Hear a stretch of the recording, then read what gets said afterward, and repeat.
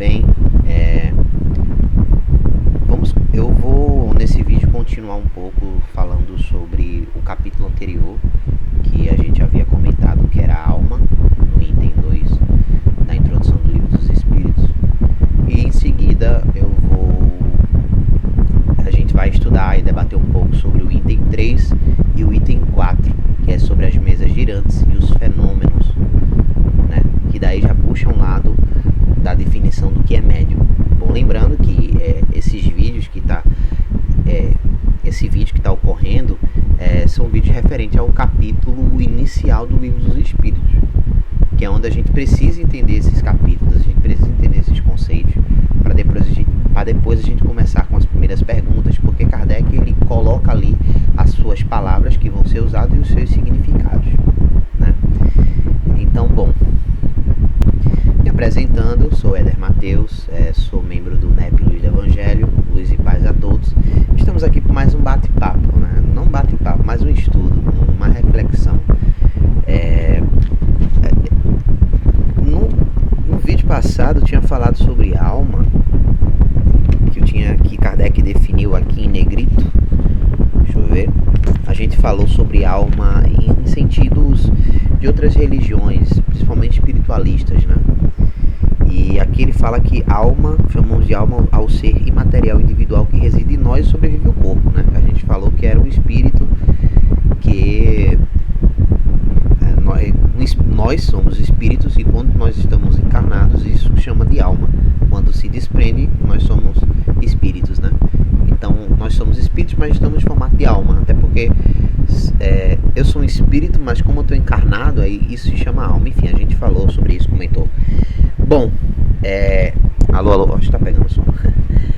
Vamos falar agora sobre o princípio vital, para a gente concluir esse pedacinho do item 3, do item 2, perdão, e pro item 3 e pro item 4, né?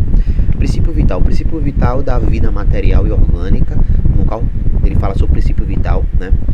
Que é comum a todos os seres vivos, desde a planta até o homem. A vida podendo existir, a abstração feita da faculdade de pensar, o princípio vital é uma coisa distinta e independente. A palavra vitalidade não dá a mesma ideia para alguns. O princípio vital é uma propriedade da matéria, um efeito que se produz quando a matéria se encontra em certas circunstâncias dadas. Segundo outros, e é a ideia mais comum, ele reside no fluido especial, universalmente espalhado, e do qual cada ser absorve e assimila uma parte durante a vida.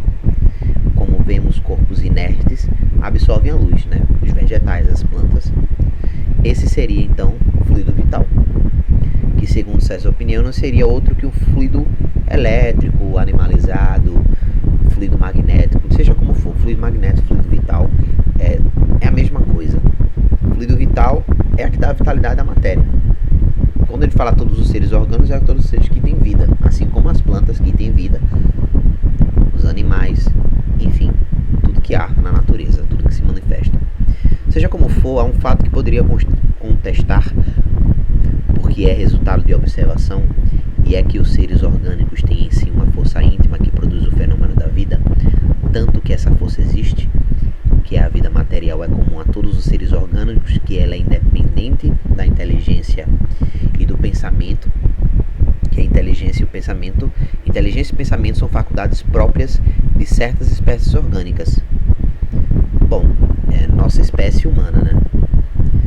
A gente é dotado de inteligência e pensamento. Na realidade, a inteligência é dotada, a inteligência ela também está correlacionada no gênero Homo, no caso no gênero Homo não, no caso nos animais, né? Na espécie dos animais, né? No reino animal, como nós, né? Que a gente é do reino animal, né? Em termos de taxonomia. Então, quando ele fala inteligência, está falando aos animais e ao próprio homem. Então, é justamente essa questão da inteligência que está no reino animal, que é nós e os animais, né? Quando eu falo em reino, eu estou falando taxonomia, enfim. Vamos lá, vamos continuar aqui a leitura, né? que a inteligência e o pensamento, são faculdades próprias da espécie orgânica, enfim, que as espécies há uma dotada de um senso moral especial que lhe dá uma incontestável superioridade sobre a outras espécies, que é a espécie humana.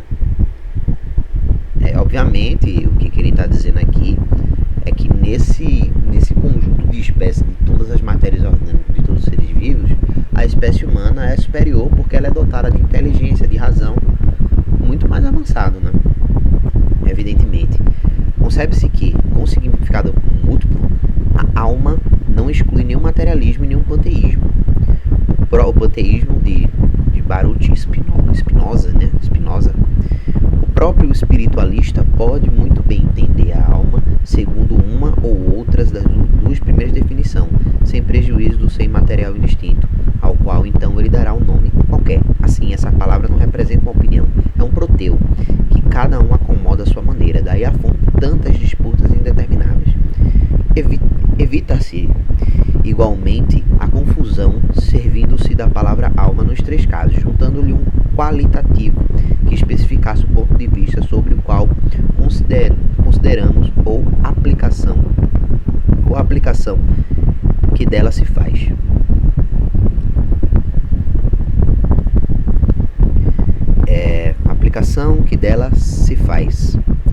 Seria então uma palavra genérica representando ao mesmo tempo o princípio da vida material, da inteligência e do senso moral, que se distingue por um atributo, como um gás, por exemplo, que se distingue, né? Ele cita aqui o hidrogênio, o oxigênio, o azoto, que são gases, né? Que se distinguem nessas configurações. Pode-se então dizer, e talvez fosse melhor, a alma vital para o princípio da vida material. Qualquer vida material tem essa alma vital. A alma intelectual para o princípio da inteligência, que é todo o reino animal tem a inteligência, e a alma espírita para o princípio da nossa individualidade depois da morte. Como se vê isso em questão de palavras, mas uma questão muito importante se entender. Segundo isso, a alma vital seria comum a todos os seres orgânicos, como eu falei, né? A todos os seres orgânicos, plantas, animais e homens. A alma intelectual seria dos animais e homens. Quando eu falo reino animal, eu estou me referindo a homens e animais, que eu estou falando em termos de taxonomia.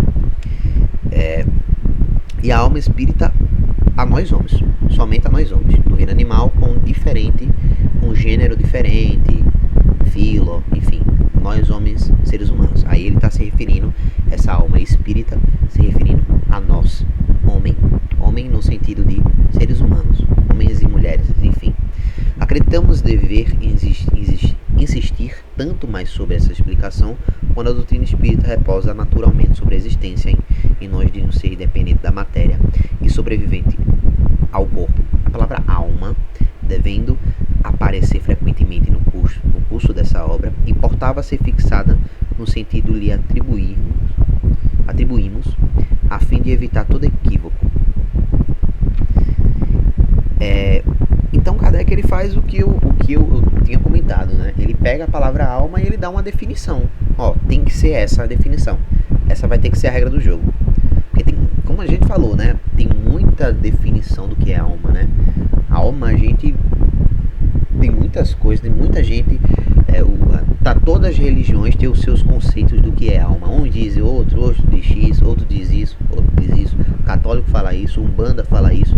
Mas o que Kardec fala é dizer assim, vamos entrar em um consenso, definir alma como tal, porque quando a gente for mergulhar na literatura, e quando essa palavra aparecer, aí você já sabe o que é alma, porque a gente já combinou lá na introdução o que seria isso. Então toda vez que aparecer alma, aí justamente está se referindo a este conceito que foi abordado.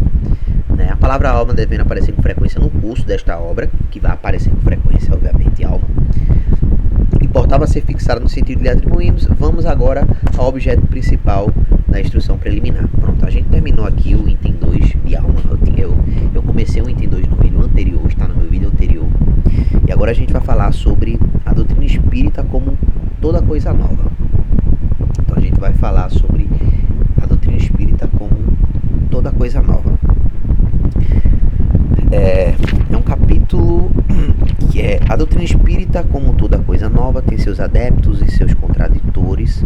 Vamos tentar responder algumas objeções deste últimos, examinando o valor dos motivos sobre os quais eles se apoiam, sem ter, todavia, a pretensão de convencer todo mundo, porque há pessoas que creem ter a luz sido feita só para elas. Dirigimos-nos às pessoas de boa fé sem ideias preconcebidas ou intransigentes, mas sinceramente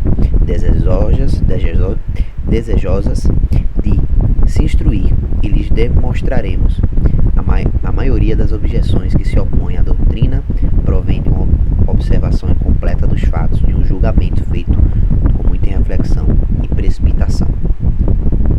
Lembramos primeiro, em poucas palavras, a série progressiva dos fenômenos que deram o nascimento da doutrina. Quando eu comecei a falar um pouco do Livro dos Espíritos, né, quando eu comecei a falar sobre o Livro dos Espíritos, Allan Kardec, nesse caso, a gente falou qual foi a metodologia dele postular essa doutrina, dele compilar essa doutrina. Foi através do método científico. Então, o que levou àquela história que eu falei que a doutrina espírita é uma ciência? A doutrina espírita é uma ciência. É uma ciência que está em paralelo com a religião, claro. E é uma ciência que também ela não exclui a ciência vulgar, a ciência do mundo. Ele, através desses próprios fenômenos da mesa girante, que se deu essas investigações. Essas mesas girantes. Mas falar de mesas girantes, a gente vai entrar aqui na literatura do que ele quer dizer. O primeiro fato observado foi dos objetos colocados em um movimento. Designaram vulgarmente sobre mesas girantes ou dança das mesas, enfim. Esse fenômeno que parecia ter sido observado primeiro na América, esse fenômeno não só aconteceu na Europa, aconteceu também na América do Norte, enfim, América, no continente americano, ou antes que renovou nesse continente, porque a história prova, ele remonta às mais altas antiguidades, produziu-se acompanhado de circunstâncias estranhas, tais como os ruídos insólitos, provocadas sem causas ostensivas. De lá, se prolongou rapidamente pela Europa e outras partes do mundo. A princípio levantaram muita incredulidade, mas a multiplicidade da experiência logo nos permitiu que duvidasse da realidade. Ou seja, quando foi muito fenômeno, meio que quebrou ali a incredulidade, porque aconteceram tanto isso que instigou a nível de realmente investigar o que estava acontecendo no fenômeno das mesas girantes, desses fenômenos. Vale lembrar que esses fenômenos espirituais, eles não só se manifestaram propriamente dito na França ou no contexto de Kardec que a gente está falando aqui. Na própria Bíblia, há fenômenos de efeito físico. Efeito físico a gente vai falar um pouco, que é um médium, efeito físico, enfim, que tem manifestações na Bíblia. Em várias passagens tem esses fenômenos estranhos, digamos assim, de vários profetas, né? Vários profetas que eram médiums, que a gente vai falar o que é médium, assim como Moisés, que era um médium extraordinário, a gente vai falar o que é mediunidade, enfim. Então, assim, esses fenômenos sempre existiram. Sempre existiram. Só que a diferença é que Kardec esclareceu que já existia esses fenômenos. Bom, se esse fenômeno tivesse sido limitado ao movimento dos objetos materiais, poderia explicar uma causa puramente física, obviamente, né? Se a gente tem um objeto que ele se move, obviamente tem uma força ali aplicada, e a gente sabe que a origem da força, e a gente vai estudar a origem da força, a gente vai dizer que é um fenômeno físico, né? Apenas uma força ali. Estamos longe de conhecer todos os agentes ocultos da natureza, com certeza, né? Mesmo que a gente com a ciência atual ainda tem muitos, não vou dizer mistérios, mas a gente não tem mistérios que a gente não conhece na ciência atual. A gente na realidade tem aquilo que a gente concretizado. O que eu quero dizer é que na ciência ainda tem muita coisa que está sendo descoberta, né? Nunca para a pesquisa, tanto na ciência material, tanto principalmente na ciência espiritual, ou seja, no espiritismo, que é uma ciência. Estamos longe de conhecer todos os agentes ocultos da natureza. Conhecemos a eletricidade, aliás, multiplica a cada um infinito os recursos que proporciona ao homem. Não haveria de impossível que a eletricidade modifica por certas circunstâncias, por outro agente desconhecido, fosse a causa desse movimento. A reunião de várias pessoas, aumentando a força de ação, parecia apoiar essa teoria, porque se poderia considerar esse conjunto como uma pilha múltipla cuja força está na razão dos números de elementos. O movimento circular não tinha nada de extraordinário, está na natureza. Os astros se movem circularmente, né? Que ele quer dizer, né? Só por fato de ser movimento circular, não, digamos assim, não foi o que intrigaram eles, porque até porque o planeta, os astros, eles se movimentam de forma circular.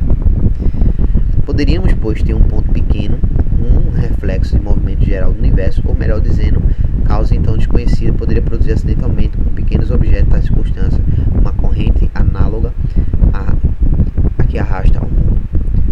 Mas o movimento não era sempre circular. Frequentemente era um brusco, desordenado, objeto violento, sacudido, tombado, levado a uma direção qualquer e, contrariamente a todas as leis da estática, levando da terra e mantido para o espaço, ou seja, uma levitação, né? Levando da terra e mantido no espaço. Nada ainda esses fatos que não posso explicar pela força de um agente físico visível. Não vemos a eletricidade derrubar edifícios, obviamente, destruir árvores, lançar longe os corpos mais pesados e atraí-los ou repeli-los. Os ruídos insólitos, as pancadas, supondo que não fosse um dos efeitos comuns da dilatação da madeira, né? Quer dizer, a madeira se dilata, enfim, ou de outra causa acidental, poderia ainda muito bem ser produzido pela acumulação do fluido oculto. A eletricidade não produz os mais violentos ruídos. Até aí, como se vê, tudo pode entrar no domínio dos fatos puramente físico-fisiológicos. Sim, verdade. Todo esse movimento de mesas girantes poderia entrar tudo no cunho e ser tudo esclarecido através da ciência. Olha, essa mesa girante, porque foi uma força, tem ali um ferro que foi atraído por um ímã, uma força magnética, um vento. Poderia ser puramente científico, poderia, mas não é o caso do que aconteceu. Não é o caso. Em relação às mesas girantes, a manifestação que Kardec fez e investigou, não era o caso. Não era o caso de propriamente ser uma ciência. Porque assim ocorreu, é penoso dizê-lo, que prende primeiro a vulgaridade. Sem sair desse ciclo de ideias, continuando, havia aí a matéria de estudos sérias e dignos de fixar a atenção dos sábios, porque assim não ocorreu, é penoso dizê-lo, mas isso se prende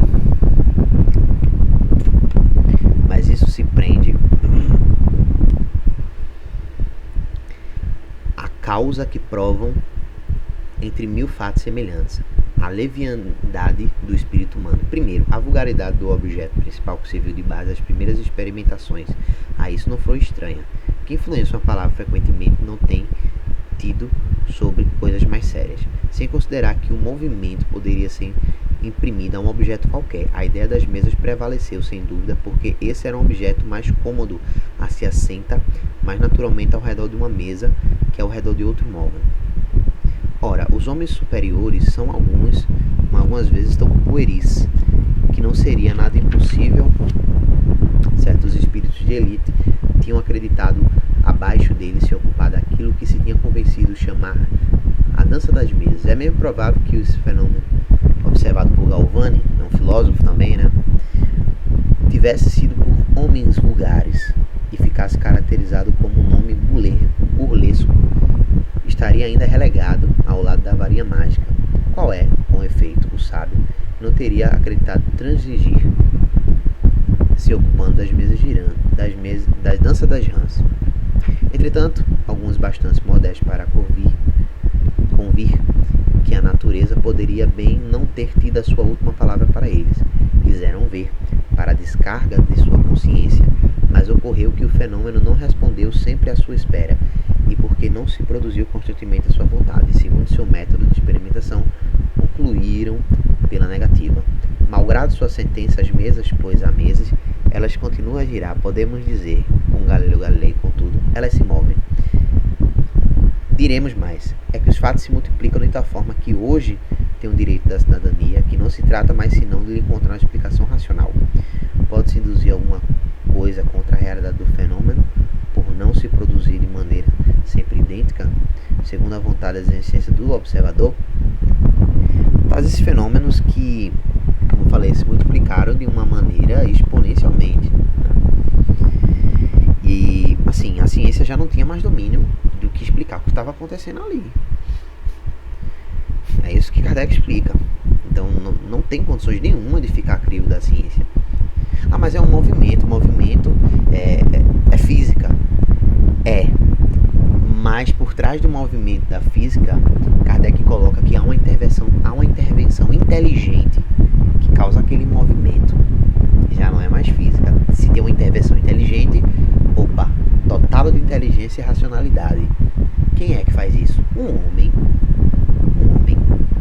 Ah, mas não é um homem físico, é um espírito que faz isso. Então aí Kardec, isso no item 4 que ele fala, né?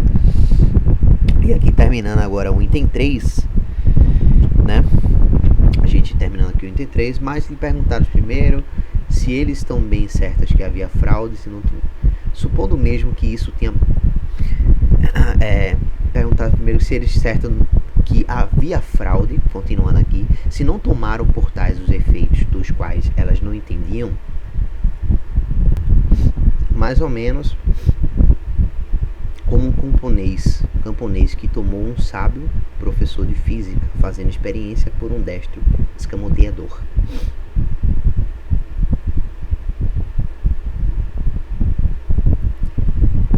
A indagação se havia fraude, né? Supondo mesmo que isso tenha podido ocorrer algumas vezes, seria a razão para negar o fato? É preciso negar a ciência porque há prestidigitadores que intitulam físico? É preciso, aliás, ter em conta o caráter das pessoas e do interesse que elas poderiam enganar?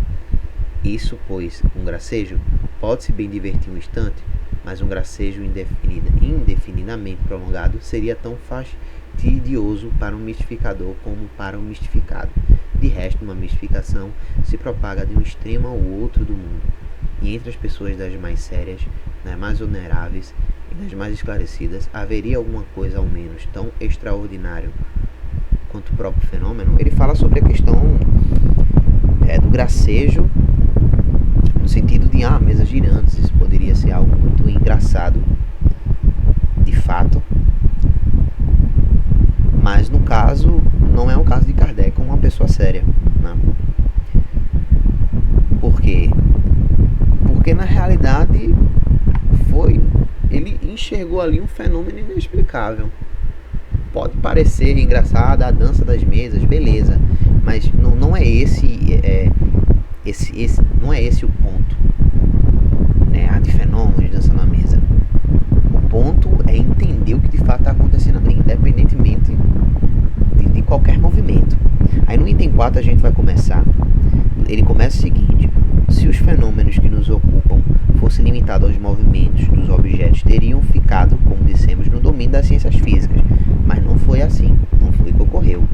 Ele eram-lhes dados nos colocar sobre o caminho de face de uma ordem estranha. Acreditou-se descobrir, não sabemos por qual iniciativa, que o impulso dado aos objetos não era somente o produto de uma força mecânica, não era uma força mecânica, não era propriamente físico, cega, uma força cega, como um vento que derruba uma coisa, um vento que arrasta uma cadeira, uma força mecânica, uma força cega, apenas um vento, uma aleatoriedade, né? Uma força mecânica cega, mas que havia esse movimento, uma intervenção de uma causa inteligente.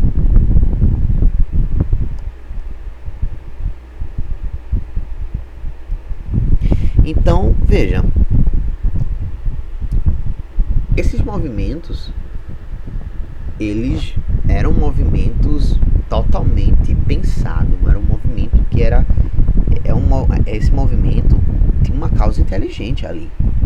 tem uma intervenção inteligente. Opa, se tem uma intervenção inteligente, então não é qualquer movimento, é um movimento pensado por quem? Pelos espíritos, né? Este caminho, uma vez aberto, era um campo do todo novo de observações, era o véu levantado para os mistérios. Há nisso, com efeito, uma força inteligente? Tal questão, se essa força existe, qual é a sua natureza, sua origem? Está acima da humanidade? Tais outras perguntas que decorrem da primeira. As primeiras manifestações inteligentes ocorreram por meio de mesas se levantando e batendo com o pé um número determinado de pancadas, respondendo desse modo por sim ou não. Ou seja, dá pra ver que é um movimento totalmente inteligente, né? Quer dizer que é uma batida totalmente inteligente, né? Até aqui nada que convencesse seguramente os céticos, porque se poderia crer no efeito do acaso. Beleza. Obtiveram-se depois respostas mais desenvolvidas, né? Foi ele começando ali, batidinha, sim ou não, né? Por exemplo, que Kardec está dizendo assim, começou assim, se eu quero falar sim, eu bato uma vez na mesa, se eu quero falar não, eu bato 2 vezes, beleza. Mas depois foi evoluindo isso aí, não foi uma batidinha sim ou não, da batidinha sim ou não, isso foi evoluindo.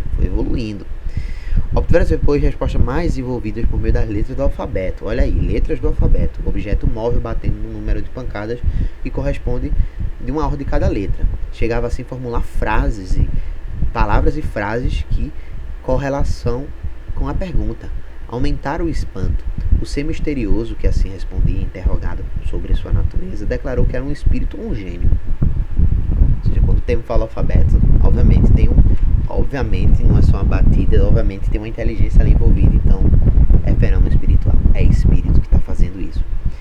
Deu-se o nome e forneceu diversas informações a respeito. Há aqui uma circunstância muito importante notar. Ninguém imaginou que os espíritos, como um meio de explicar os fenômenos, foi o próprio fenômeno que revelou a palavra. Frequentemente, ninguém imaginou os espíritos como um meio de explicar os fenômenos, mas foi o próprio fenômeno que revelou a palavra, que revelou que era espírito. Foi o próprio fenômeno que revelou que era um espírito. Não foi um espírito que revelou, que fez o fenômeno. Foi através dos fenômenos que descobriu-se que eram espíritos. Eu acho que é assim. Assim, o que eu tirei daqui, que eu entendi, né? Frequentemente fazem-se nas ciências exatas hipóteses para ter uma base de raciocínio. Ora, isso não ocorreu neste caso. O meio de correspondência era demorado e incômodo. O espírito, isto é, ainda circunstância digna de nota, indicou o outro, e a um desses vizinhos dá o conselho de adaptar um lápis, um cesto, a um outro objeto. Esse cesto, pousado sobre uma folha de papel, se pôs em movimento pela força oculta que se faz mover as mesas, mas em um lugar simples e um movimento regular. O lápis traça por ele mesmo caracteres formando palavras, frases e discursos inteiros de várias páginas. Páginas tratando altas questões de filosofia, moral, de metafísica, de psicologia e etc. E isto com tanta rapidez fosse o escrito à mão. Esse conselho foi dado simultaneamente na América, na França e em diversos países, e em termos pelos quais foi dado Paris, 10 de junho de 1853, um dos mais ardentes adeptos da doutrina que, já há vários anos, desde 1849, ocupava-se com a evocação dos espíritos. Vai pegar o quarto, e está falando agora sobre o método de psicografia, assim, que também a gente vai falar sobre isso, que é o movimento dos lápis de uma força oculta, criando-se palavras e textos. Então já foi evoluindo, né? Então veja só, veja como está a obra aí, veja como é que já está essa ligação aí de mundo espiritual com o material. Começou uma batidinha assim ou não, toquezinho na mesa, né? Mesa girante, movimento brusco, né? Depois começou com letra de alfabeto, foi evoluindo, foi formando frase batendo, depois foi para escrita. Então aí, obviamente, na altura do campeonato, descarta a energia, descarta a ciência vulgar, a ciência da matéria. Na realidade, não vou dizer descartar, mas eu vou dizer que ela não poderia realmente explicar. A gente não pode descartar a ciência, e eu vou explicar o porquê, eu vou dar uma reflexão, porque que a gente ainda tem que usar a nossa ciência física para a gente, como espírita, fazer o nosso dever de casa de, enfim, afirmar uma coisa, se é algo espiritual. Eu vou fazer essa reflexão depois depois que a gente terminar. Vá pegar no quarto, ao lado, um pequeno cesto, prenda nele um lápis e coloque sobre um papel. Coloque os dedos sobre a borda. Em algum instante depois o cesto se pôs em movimento e o lápis escreveu. Eu vos proíbo expressamente de o dizer a alguém. A primeira vez que escreverei melhor. O objeto no qual se adapta o lápis, sendo-se não instrumento, sua natureza, sua formação completamente diferente, procurou sua cômoda disposição. É assim que muitas pessoas fazem uso de uma pequena prancheta. O cesto, uma prancheta, não pode ser posto em movimento senão sob a frente de certas pessoas dotadas, obviamente, né? A esse respeito, uma força especial que são designadas com nome de médiuns. Veja só. Agora ele chegou na palavra médiuns, né? Sobre a influência das pessoas, de certas pessoas dotadas. Quem são essas pessoas dotadas? Quem são essas pessoas dotadas? O nome de médios quer dizer meios. Meios intermediários entre o mundo dos espíritos e o mundo material. A pessoa que vai intermediar e que causa esses fenômenos, que intermedia esses fenômenos, é justamente o médium. O médium que tem essa superdotação. Um médium é justamente uma pessoa que serve como intermédio do mundo espiritual para o mundo material. E que isso transcreve justamente esses fenômenos. Essas pessoas dotadas pode exercer essa capacidade, esse fenômeno, principalmente a psicografia. As condições dessas forças não especial se prendem às causas ao mesmo tempo físicas e morais, ainda imperfeitamente conhecidas, porque são encontradas médios de todas as idades, de ambos sexos, de todos os graus de movimento intelectual. Essa faculdade, de resto, se desenvolve pelo exercício. Aí Kardec já vai entrar na questão da mediunidade. Veja, sobre esses fenômenos, sobre mesas girantes, médiuns, Kardec ele já deixa claro, inclusive quando foi no primeiro vídeo que eu expliquei que o espiritismo era a ciência, justamente por essa questão que o Kardec ele investigou e estudou. Foi por essas questões, né? Dessas indagações e coincidentemente não, ele colocou as pessoas que são dotadas desses fenômenos, que têm uma capacidade de entrar no mundo espiritual e ao mesmo tempo no mundo material, de intermediar isso, se chamam médiuns. E o médiuns, ele vai ser, Kardec vai explicar através do livro dos Espíritos o que são médiuns, obviamente, e os tipos de mediunidade, que pode agravar, enfim. Uma coisa interessante, Kardec falou sobre a ciência vulgar, sobre a questão, é que assim, veja que quando Kardec começou o seu experimento das mesas girantes, em nenhum momento ele criticava o materialismo, ele criticava o ceticismo. O materialismo, obviamente, é, digamos assim, não vou dizer rival, digamos assim, oposto ao espiritismo, obviamente. Mas Kardec ele não rejeitou a ciência material. Na realidade, ele começou pelas indagações com a ciência material. Primeiro ele viu, olha, tá movimento, mecânico, mas depois viu que não dava jeito. Mas ele não descartou, ele não foi logo dizer que aqueles fenômenos eram espiritual. Primeiro eles viram se era um fenômeno material. Mas nesse caso das mesas girantes não foi o caso, era fenômeno espiritual. Então assim, eu quero dizer o seguinte, que todos os fenômenos que acontecem, sempre aconteceu na Bíblia, no tempo de Kardec, inclusive até hoje. O dever de nós espíritas, a mensagem que eu passo aqui, é nós fazermos o dever de casa da gente estudar no sentido de observar e de analisar. Vamos supor que tem um fenômeno, na minha casa, um copo, por exemplo, estourou. Veja, primeiro eu vou ter que me perguntar se esse copo estourou, foi uma dilatação? Sofreu um choque térmico? Primeiro eu tenho que perguntar, mas eu sou cético. Não é cético. Na realidade isso é investigação, isso na realidade tem que ser investigado.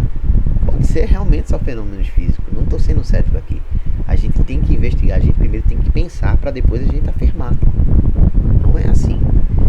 Beleza, não foi dilatação, então é fenômeno espiritual. Se não há nenhuma hipótese, realmente esse copo foi por fenômenos espirituais. E nós espíritos temos esse dever que nem tudo é fenômeno espiritual e nem tudo é só fenômeno físico. Cabe a nós analisar,